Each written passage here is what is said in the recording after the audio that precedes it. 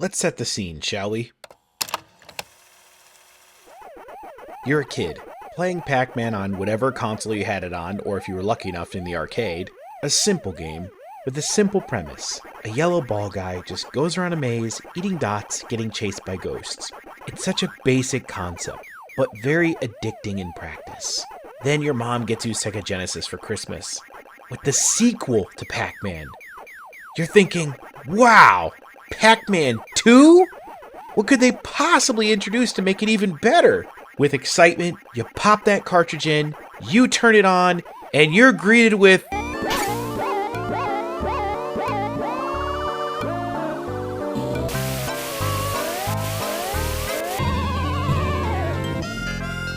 What? What? What the hell is this? If this is your first time seeing this game, then you understand the absolute confusion that most of us who got this game as a kid had when we popped it in for the first time. The very first thought that enters your mind and comes out of your mouth is this. This isn't Pac-Man. What the hell am I looking at? You probably would have been super annoyed to some extent, because back then, access to gaming media that told you what games were actually like was very limited. So unless you had a magazine that covered the game, you likely didn't know what it was about. That and most of us back then were small children with only semi-functioning brain cells. So oftentimes our parents just bought us what they thought we'd like. We were all stupid children after all. That's basically what happened with me back then, that's for sure. I'm sure many of you watching this have seen James Rolfe's AVGN episode on this game that he pushed out a few years ago. But I have to say that while I usually agree with him, I find myself unable to in this scenario. I was definitely confused back then when I first turned this game on, that's for sure. But I can't help but feel it's a very charming and amusing experience. Pac-Man 2: The New Adventures may be a complete gut punch in the sense that it definitely does not deserve to be called a sequel to the game that it doesn't even try to replicate, and it only shares similarities in characters and name only. But it's still a very fun and enjoyable game overall. I just cannot bring myself to hate this game. And by the way, I am not alone. A lot of people actually love this game and consider it a hidden gem from back in the day. It's just too fun to hate on things though, I think. So people just love to jump on calling something crap just because it's different or doesn't follow the expected formula. But that same logic is how we get rehashed Call of Duty every single year. Thinking outside the box is a good thing, and I will stand by that, even when it has bad results. Pac-Man 2: The New Adventures is a great example of how taking a chance with something completely different can net amazing results though. Of course, there is always risk involved. That's how you end up with games like Advance Wars: Day of Ruin, which was a mixed bag that deviated a bit too far from the formula for some people. But then you have Sonic Adventure 2. What most people don't ironically realize is that it's actually quite a big deviation from Sonic Adventure 1, as that the adventure aspect of the free-roaming hub world was not included in the second game. But it's still an objectively great game. You can actually watch Shin0555's channel for a playthrough of both of these games, by the way. Shout out to him. The point I'm making is sometimes different is good. Yes, different can oftentimes mean bad, very bad.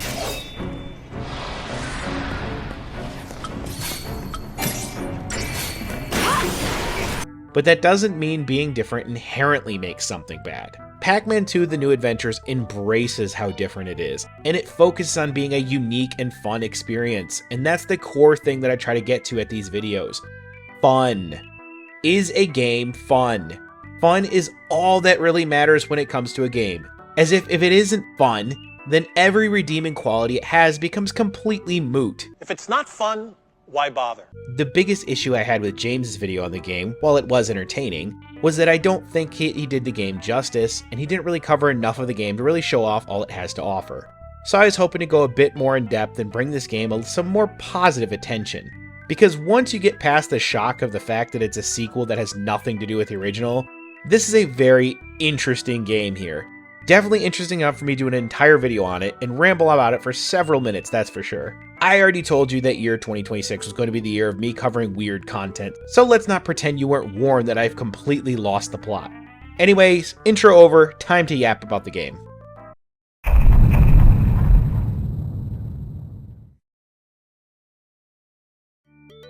Right out of the gate, you can tell this is not a maze game where you go around and eat the dots. No, this is an adventure game that has point-and-click elements thrown into it. The game actually borrows a lot of its design ideas from Pac-Land, an arcade game from 1984. It's a bit lesser known. It had a very limited release in America on consoles that never really caught on, such as the TurboGrafx 16 and the Atari Lynx. Otherwise, you would have had to have played them back in the arcade back in the day. Pac-Man 2: The New Adventures borrows much from it, but in its own flavor. While it is more of an adventure game, such as Monkey Island, you don't control the player directly. You actually control the slingshot at the bottom of the game, which you use to interact with the world as Pac-Man goes on about his business. Yes, you heard that correctly. You control the slingshot and not Pac-Man himself. On paper, this probably sounds like dog water, and I can hear you rolling your eyes right now. But trust me, in practice, it's far more amusing than you'd think. Basically, you have 3 things you can do. You can shoot stuff with the slingshot, including Pac-Man himself, to either get Pac-Man to notice something, interact with something, or just find hidden secrets. The second thing you can do is press the C button along with the direction on the control pad and tell Pac-Man to look in a certain direction to get him to head that way, or sometimes notice something that he isn't paying attention to. And the last thing you can do is feed him a power pellet to turn him into Super Pac-Man, which you'll need to do to defeat ghosts, and it can even be used to bypass obstacles sometimes. This all means that you're not really controlling Pac-Man so much as you are influencing him. And this actually is a lot more fun than you'd think, because you can be an absolute cretin and get hours of amusement just trolling this little yellow guy over and over. There are literally so many absurd ways for Pac-Man to get hurt or just flat out mauled in this game that you'll find yourself dying of laughter every time you see one. Just when you think you've seen the last absurd way to get a game over, it hits you with a new one. This is just one of the few games where I can actually go out of my way to get a game over just to see what happens so I can laugh at it. The punishment for failure is actually pretty fair for the most part, as it usually makes you go back to the start of the screen you just entered, so usually only losing about 2 or 3 minutes of progress at best, which encourages you to keep messing around. There are tons of things to find and discover in this game. You likely won't find everything on your first playthrough, that's for sure. The graphics are colorful and vibrant. There isn't really much to complain about there. The world feels like it was designed artistically to all go together. The entire thing feels like you're playing inside of like a 90s cartoon or something. And it's all complemented with memorable tunes that occasionally get stuck in my head to this day.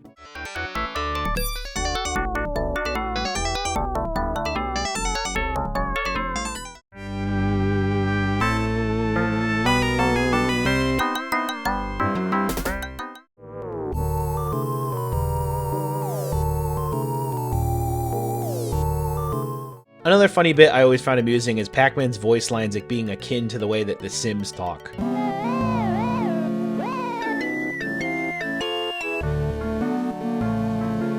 Oh, I've been talking about the Genesis version of this game this entire time, but I should point out that the Super Nintendo version is mostly identical except the music being different due to the Super Nintendo's superior sound chip, but somehow the Genesis music is just more memorable to me. It's rare that I prefer the Genesis version of a game, that's for sure. Do have a listen to the differences of the Super Nintendo version's audio though.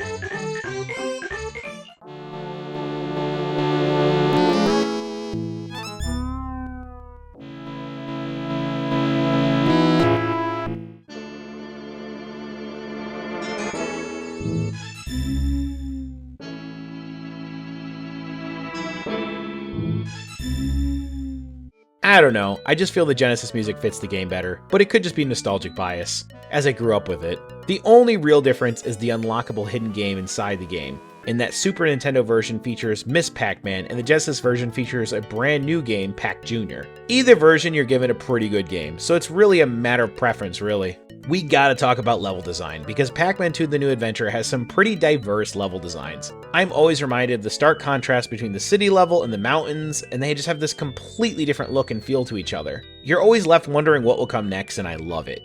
This game is pretty well balanced difficulty-wise too. Well, except for that hidden secret passage into the sewers part. Seriously, that crap sucks.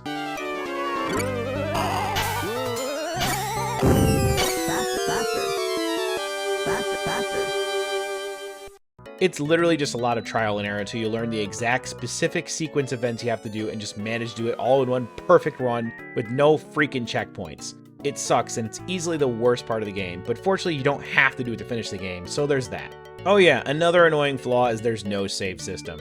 Yep, old password system, because the boys over at Namco were just too cheap to splurge for a battery save option, I guess. Modern emulators obviously fix this problem, but I remember me as a kid writing down those passwords all the time so I could actually finish the game.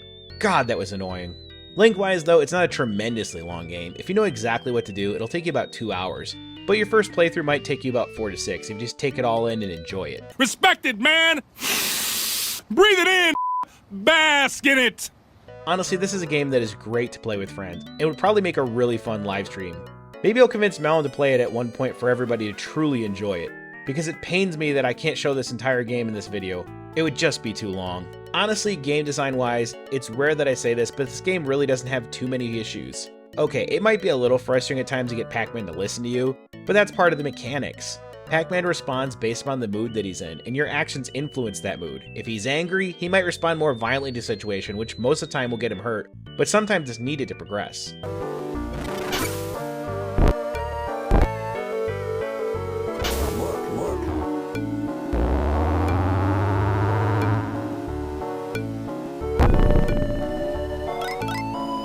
If he's happy, he's more likely to cooperate in the way that you expect.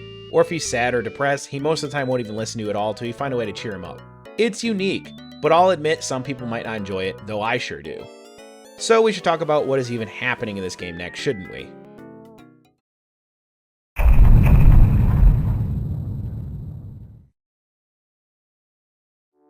Probably the biggest change from the classic games in this one is that the game features an actual story which serves as your motivation for playing the game. It's split up into 4 missions that take you across the game world, each opening up a new part of the game world for you to explore in what I like to call an opening world. In that the world around you grows over time. It's actually my preferred way of exploring, similar to how Zelda or Metroid approaches exploration. You have areas that you can explore right away, but you have to come back later after accomplishing certain goals or obtaining certain items to gain access to new areas. Your very first mission is simple enough to go get milk for Pac-Baby. Pac-Man sets off to totally not get distracted by various activities along the way.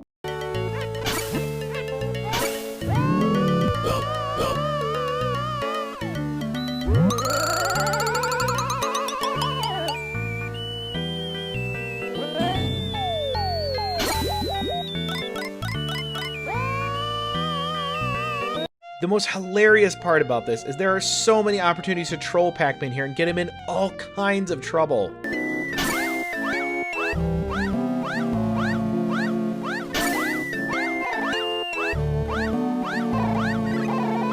There is literally just so many hilarious ways you can just cause all kinds of problems for this guy, making this somewhat of a trial and error kind of game, but that's 90% of the fun here.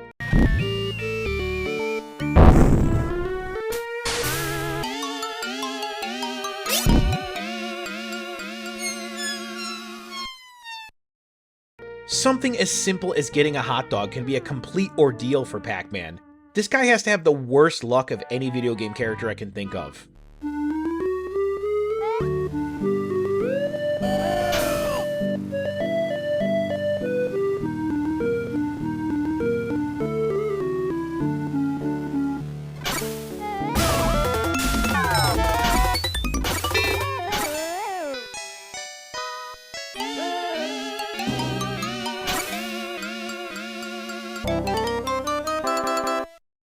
Eventually you get the milk, but you have to do so through a pretty strange roundabout method.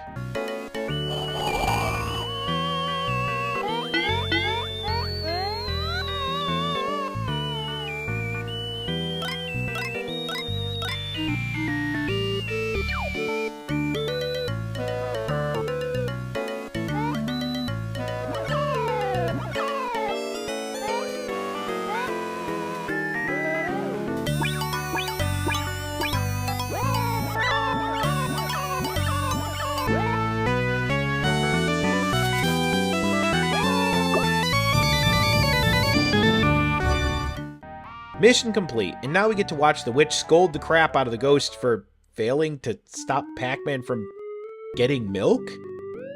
Okay, real talk, she is the pettiest of villains toward her subordinates. Like, it's really not that deep. Like, for real, how did she intend on stopping Pac-Man from getting milk? It's a really common item that'd be super hard to stop him from obtaining. Also, how does Pac-Man getting milk foil her evil plans? This is what I call S-tier hating. She just hates Pac-Man's guts, clearly. Anyway, your second mission is you're sent to the mountains to get flowers for your neighbor's birthday. And of course, this opens up the door for tons of new possibilities how to really screw up Pac-Man's day.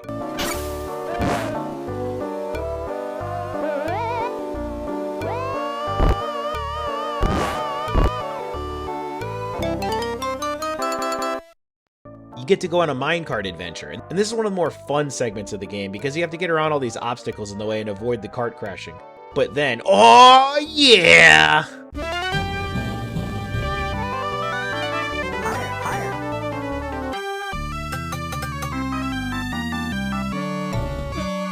This is the most amusing part of this game.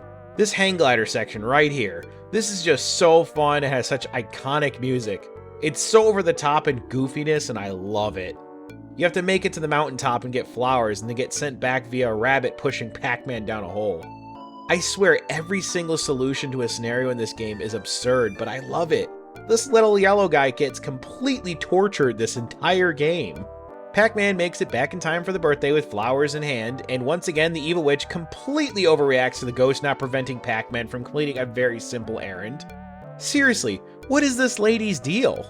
The next mission begins and the ghosts steal Pac Jr.'s guitar, and Pac-Man must travel the city to get it back.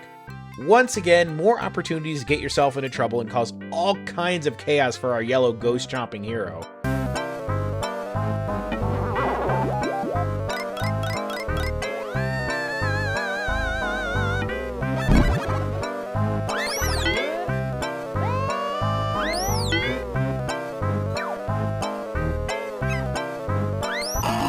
Pac-Man throws a temper tantrum and blows open a manhole cover.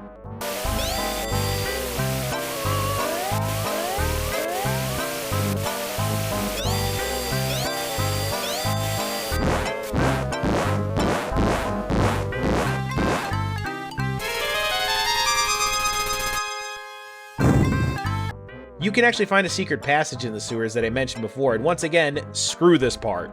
This is like the minecart part from before, but far more frustrating and much longer. It is insanely cheap and will require memorizing the entire route, and there are no checkpoints. It's not even worth doing, to be honest. Eventually, you get the guitar back, and then it's on to the final mission.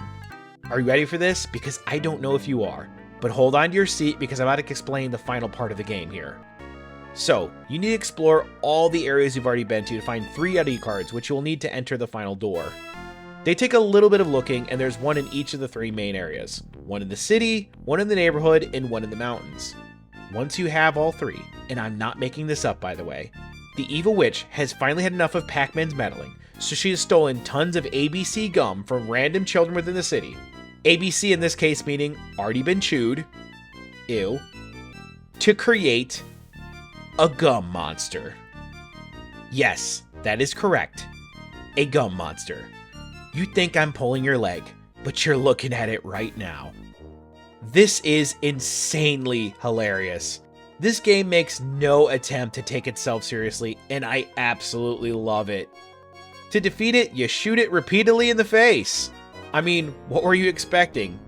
It's a hilarious way to end things, and after it dies, the day is saved thanks to Pac-Man, and you're treated to the credits.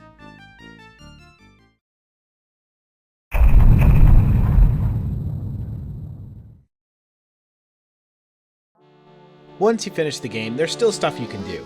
You can get a completion percentage after defeating the final boss based on how many of the game's secrets you discovered or interacted with, and you get rewarded with a password that takes you to the sound test room of the game if you get a high enough percentage. Pretty neat.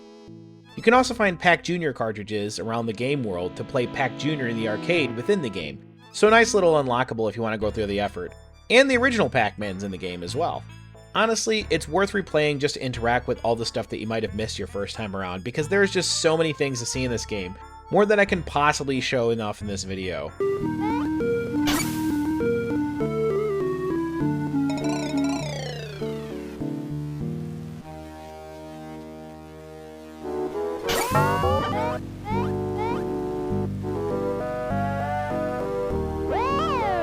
It's not a very long game by any stretch of the imagination, as if you already know what you're doing, it might take you around 2 hours or so to complete, like I said at the start of this video.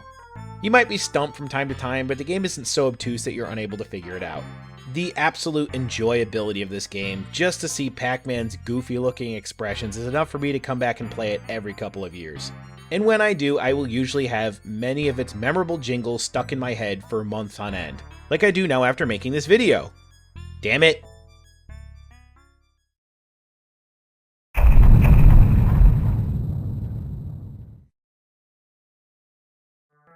This game is quite the experience, and it's one well worth checking out, even the Super Nintendo version, though I still prefer the music of the Genesis version, as I've already said. Even if you're not a Pac-Man fan, this game will provide an incredible amount of amusement, as this is what happens when developers experiment a little bit and end up with interesting results. Sometimes experimentation ends up in disaster, but I will say this is more of an example of experimentation working out well. When I was a kid, I usually just played the games my parents got me, even if I didn't ask for any specific games back then. This was one of those games that they got me, and I have to admit, I'm very glad they did. I'm very glad that I played this and I know about this game. It's such a fun little adventure that I will not trade for the world. The fond memories I have scratching my head as a kid trying to figure out how to progress will always be dear to me. Pac-Man 2: The New Adventures hopefully will now be a game that you put a little bit of respect to its name when you hear it. It may be a massive deviation from the franchise steeple, but it's a fun sidestep rather than a dreadful misstep on the path to greatness. Maybe we'll see Pac-Man 2 skin for Smash Bros. One day. One can only hope. Have you played this game back in the day? If so, what did you think about it? I'd love to hear your thoughts in the comments below. Also, if you're new to the channel, I do retrospectives like this one, so if you want to see more, check out my other videos, and be sure to subscribe if you're not so you can stay up to date on my content. I am WizPlay, and that's enough of that.